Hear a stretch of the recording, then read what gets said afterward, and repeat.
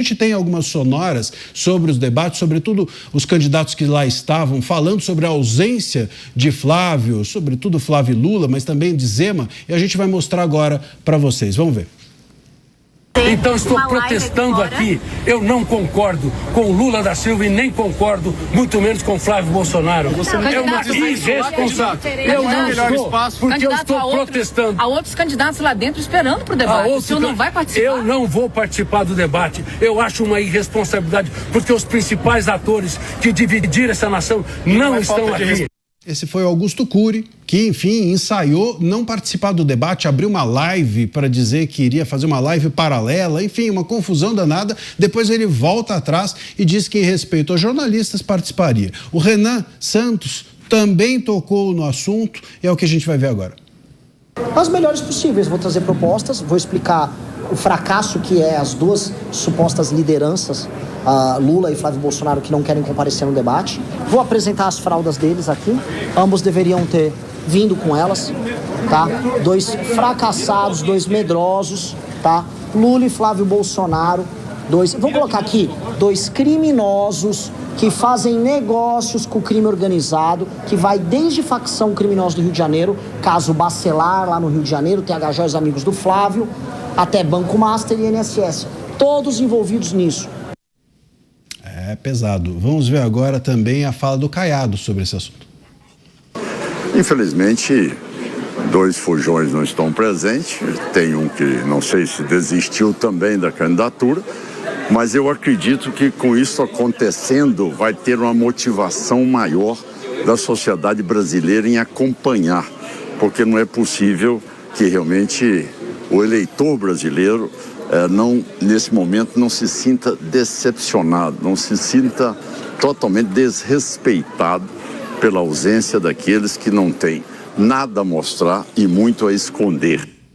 É isso. Agora, é o seguinte, claro, os candidatos têm todo o direito e faz parte do jogo também dizerem sobre essa, enfim, ausência, chamados aí até de fujões por alguns dos candidatos que lá foram, mas o ponto aqui é que é direito, a gente precisa dizer isso, é direito do candidato comparecer.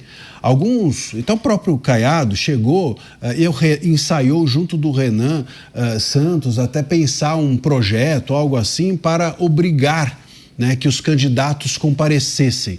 Mas veja, na minha leitura, esse projeto seria inconstitucional. E por que seria inconstitucional? Porque você não pode obrigar alguém a ir a um debate. Ir a um debate é um direito e não um dever. Você percebe?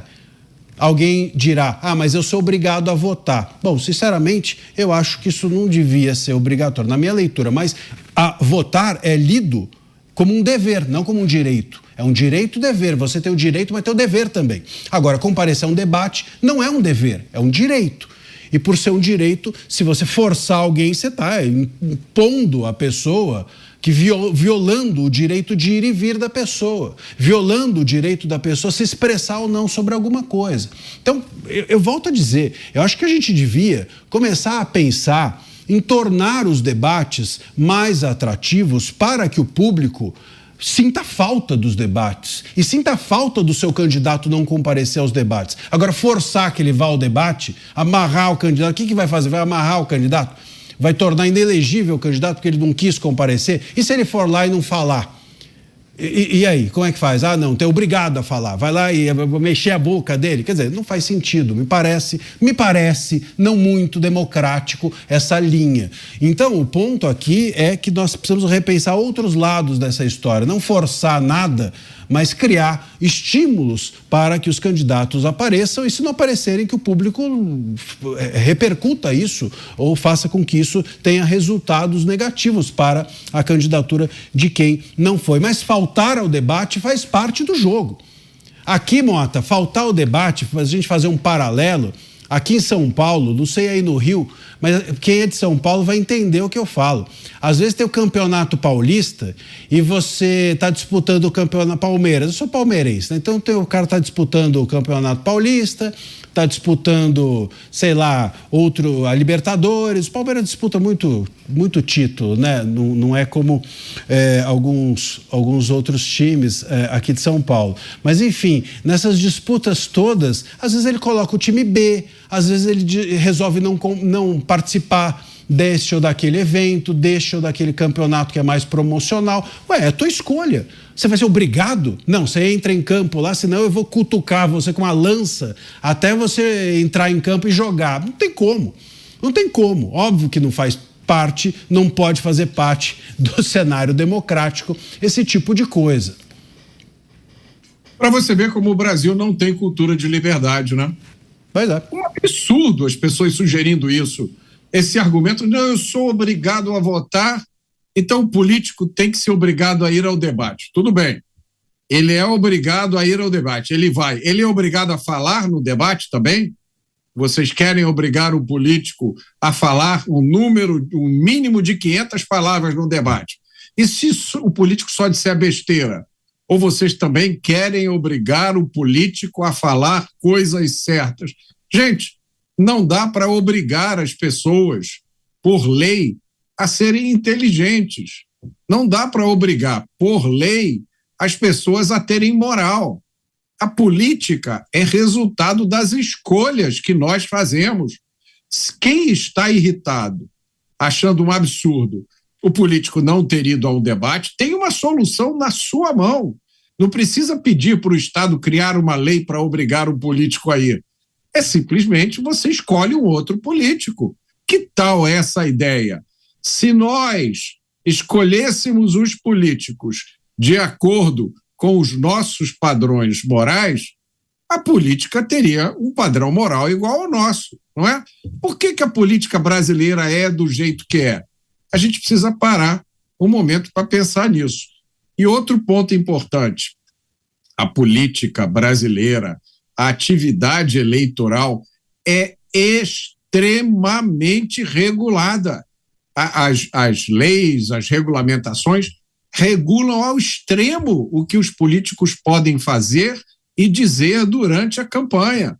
Não chega, não basta, já do jeito que é, a gente ainda está achando que é pouco e pedindo mais regulamentação.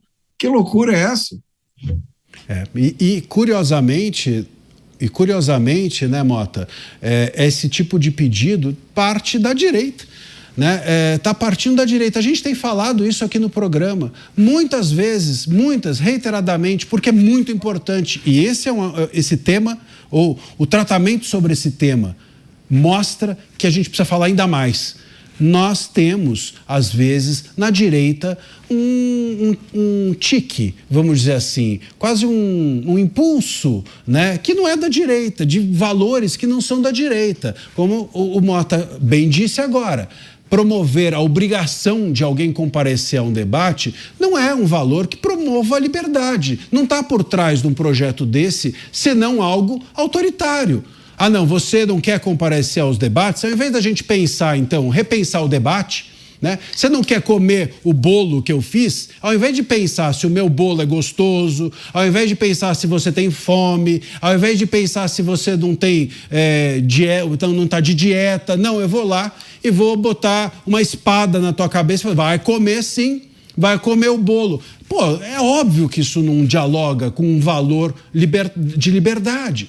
É preciso que nós estejamos sempre afinados com a liberdade. É preciso que a direita esteja afinada com a liberdade. Nesse debate, inclusive, quando o Caiado trouxe essa ideia, ele chegou a dizer para o Renan, eles trocaram uma fala sobre isso, e o Renan ainda virou e falou, não, vamos lá, vamos juntar as nossas bancadas e tocar para frente esse projeto. Quer dizer, dois personagens que são da direita não percebendo que estavam unindo-se contra a liberdade, contra um direito da pessoa fazer ou não algo. Como você disse, Mota, se o eleitor não gosta do candidato não comparecer, não vota, pô. Não vota. É esse o nosso instrumento. Se o torcedor lá que eu mencionei na minha analogia com o futebol não gostar que o Palmeiras coloque o time B, ou não gostar que o Palmeiras não participe, não vá no jogo, pô. Ou torça para outro time. Faça da forma que você quiser. Agora, vou lá forçar o cara a fazer alguma coisa? Daqui a pouco, claro, se você força alguém a comparecer ao debate, justifica-se amanhã que o Estado te force a sabe-se lá mais que outra coisa. A gente sabe que é assim que começa. Você força alguém por uma razão que você acha legal, amanhã te forçam a 28 mil outras razões que você não acha legal. Você permite que o Estado faça algo que aparentemente é para o seu bem, mas viole uma liberdade, o Estado amanhã te devolve 50 milhões de outras forçações ou violações que te prejudicam. Será que as pessoas não entenderam ainda isso? Será que não dá? Será que presidenciáveis ainda precisam fazer lição de casa para entender sobre liberdade? Presidenciáveis de direita? Ou será que precisam ainda compreender a consequência da violação de uma liberdade, de entregar a um juiz ou ao Estado o poder de te multar ou de te tornar inelegível porque você não comparece a um debate ou exerce um direito? Será que a gente ainda não entendeu o jogo que existe dentro desse país há tanto tempo? Pô, parece um pouco de ingenuidade, né, Mota? E é uma ingenuidade que está sendo ecoada por muita gente responsável, Marcília. Eu vejo esse sentimento aqui rodando pelas redes, pelos veículos de mídia, né? E, mais uma vez, eu tenho que ser absolutamente honesto, sincero e franco aqui. Eu não acredito que alguém no Brasil de hoje precise de um debate para decidir o seu voto. Eu não acredito, né? Será que, acompanhando o que acontece pela mídia, observando o que aconteceu no Brasil nos últimos anos, a pessoa não decidiu seu voto ainda? Ela precisa realmente ouvir uma discussão entre 5 pessoas sobre uma lista enorme de assuntos para poder resolver em quem ela vai votar? Isso, para mim, não parece uma coisa razoável. Eu acho que as posturas públicas das pessoas que estão competindo por votos para a presidência da República são mais do que suficientes. Olhem o passado dessas pessoas, o que essas pessoas fizeram nos últimos anos, os cargos que elas ocuparam, os resultados que elas atingiram. Eu não sei nada sobre esse outro candidato aí. Essa decisão, então, já está tomada em relação a esse candidato. Se você não sabe nada sobre ele, se você não tem nenhuma ideia sobre o que ele fez, se não chegou ao seu conhecimento nenhuma razão, nenhuma realização desse candidato, a informação já está dada para você, né? Então, eu não consigo entender essa importância exagerada que as pessoas dão a 1 ou 2 ou 3 encontros de 1h30 altamente coreografados. Não é que eu acho que eles sejam inúteis.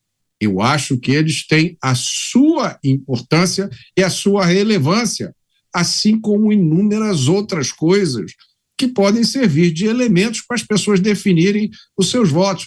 Num país que é sacudido por escândalos de corrupção diariamente, um país onde reina a impunidade, um país onde pessoas que não deveriam estar presas estão agora cumprindo pena de prisão por manifestação política, as pessoas ficarem indignadas assim porque políticos não compareceram a um debate. Se você acha errado isso, puna o político, não votando nele.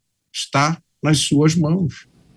E olha, assim, né? Daqui a pouco eles obrigam o candidato a participar do debate. Quer saber o que vai acontecer? Daqui a pouco eles obrigam você a assistir. Qual é a diferença? Se o candidato é obrigado a comparecer ao debate, por que não obrigar o povo a assistir? Então, vai lá, a PM na tua porta e fala assim, aí, tá vendo o debate ou não? Muda, chega pra mulher e fala, muda rápido, muda pro debate. Você vai ter que fazer login no sistema para o sistema garantir que você está assistindo. E depois do debate, você vai ter que responder a uma série de perguntas. Marcília, não brinca não, eu estou esquecendo agora qual foi o país. Tem um país aí com regime totalitário que implantou um sistema assim para garantir que as pessoas estavam prestando atenção. Então, muito cuidado. Eu achei excelente a sua colocação, Marcília. País que obriga o político a participar vai obrigar você já a assistir.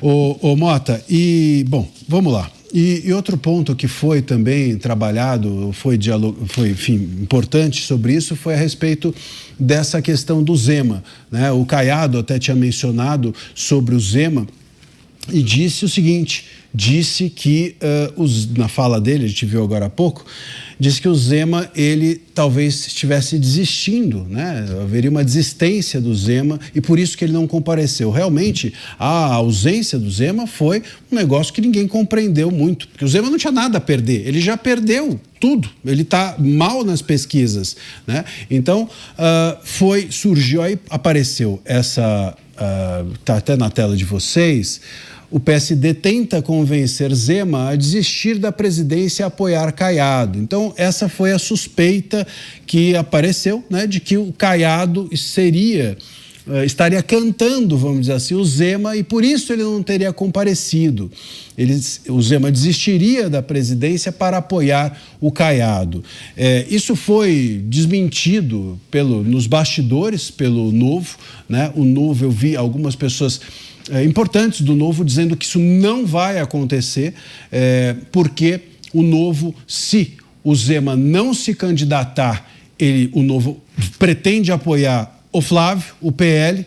Então essa seria a notícia real, vamos dizer assim. Esse seria um desmentido interno, ninguém ficou explicitando isso, mas esse boato surgiu, essa notícia apareceu e o Novo internamente saiu para desmentir. Outra coisa que também apareceu é que o Zema ele se candidataria, né, ao Senado, ele apareceria no Senado em Minas. Enfim, essa seria uma outra possibilidade. Se ele saísse, ele estaria saindo não para apoiar este ou aquele candidato, mas para se candidatar ao Senado por Minas. Não sei qual é a pertinência também disso, o fato é que é esquisito mesmo o Zema não ter comparecido, porque todo mundo que foi é franco atirador, todo mundo que estava no debate estava lá para tentar ganhar alguma coisa porque não estava tão bem nas pesquisas, ou nada bem.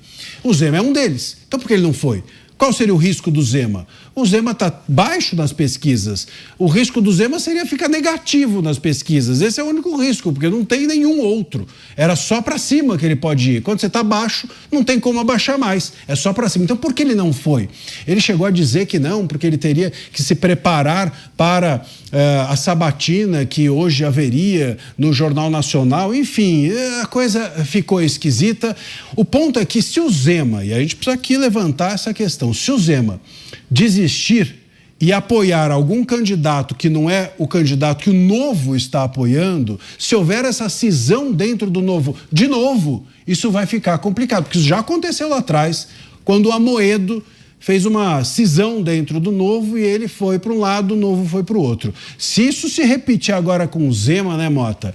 A coisa vai ficar bem complicada. É muito esquisito. Não faz sentido o Zema não ter comparecido. Ainda que ele tivesse hoje uma sabatina no Rio, o que tem? Ele vai de navio, por acaso, para o Rio de Janeiro? Ele vai a pé? Eu acho que é fácil pegar uma ponte aérea e fazer uma sabatina hoje. Não precisa muito esforço para comparecer num lugar num dia e numa cidade tão próxima como o Rio de Janeiro no outro.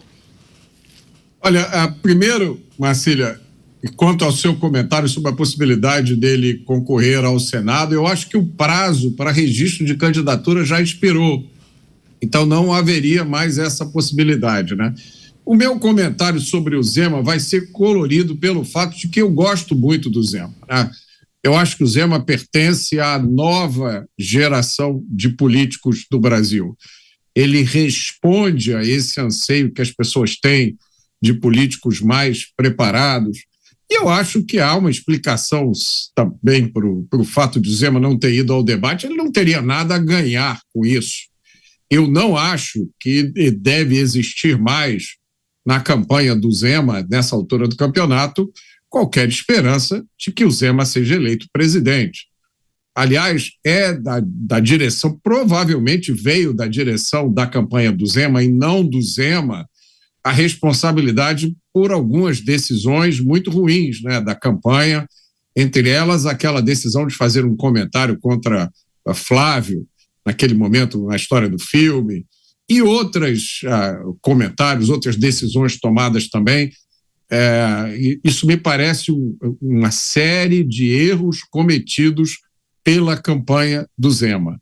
Agora, eu entendo perfeitamente a decisão do Zema de não ir ali ao debate, eu não sei o que ele ganharia com isso. Ele não ficaria mais conhecido do que ele já é, e ele estaria envolvido naquele ambiente ali. É difícil prever o que poderia ter acontecido. Pois é, e eu espero que ele explique, né? Eu acho que falta uma explicação. O Novo tem passado por algumas instabilidades, por conta até mesmo de algumas posturas, vamos dizer assim, hesitantes do próprio Zema, né? E eu acho que é o caso de haver uma explicação sobre o porquê realmente ele não foi. Não é possível que essa seja a melhor explicação de que ele tinha que se preparar para uma sabatina no dia seguinte, né? Ou porque ir de São Paulo ao Rio de Janeiro é muito trabalhoso, enfim, não faz nenhum sentido.